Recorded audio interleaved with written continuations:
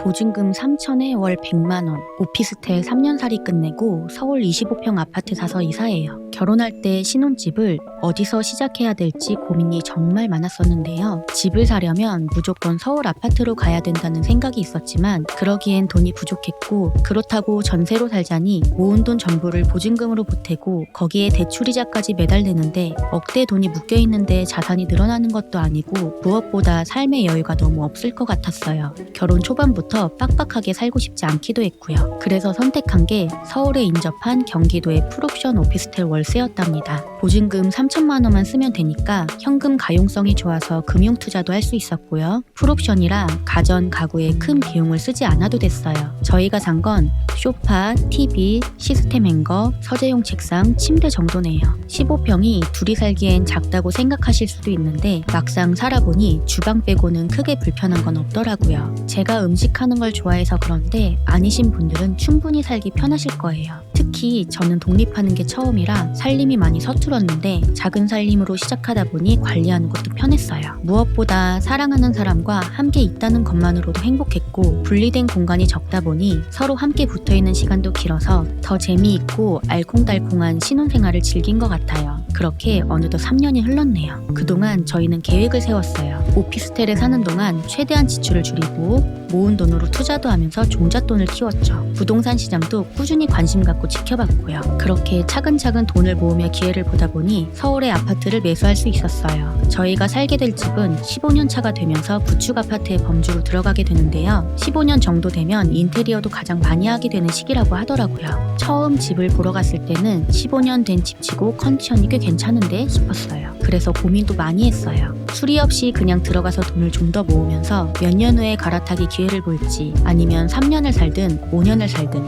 마음에 들게 고쳐서 사는 것이 좋을지. 근데 자세히 보니까 바닥, 주방, 화장실 등 군데군데 손볼 곳이 보이기 시작하더라고요. 특히 주방은 정말 고치고 싶었어요. 제가 요리하는 걸 정말 좋아하는데 좁고 긴 구조의 주방이어서 주방만큼은 구조를 바꾸고 싶었거든요. 그렇게 하나둘씩 고칠 점들이 보이면서 부분적으로 고치면 오히려 노후화된 부분이 부각되고 집이 정돈되지 않은 느낌이 들 것 같더라고요. 저는 재택으로 일을 하고 있는 데다가 둘 다 집돌이 집순이 부부여서 집에 있는 시간이 많다 보니 집에 투자해도 후회 없을 거라는 결론이 들었고, 그렇게 결국에는 샤시 제외하고 전반적으로 리모델링을 하게 되었답니다. 작년 9월부터 본격적으로 원하는 컨셉을 고민하기 시작했어요.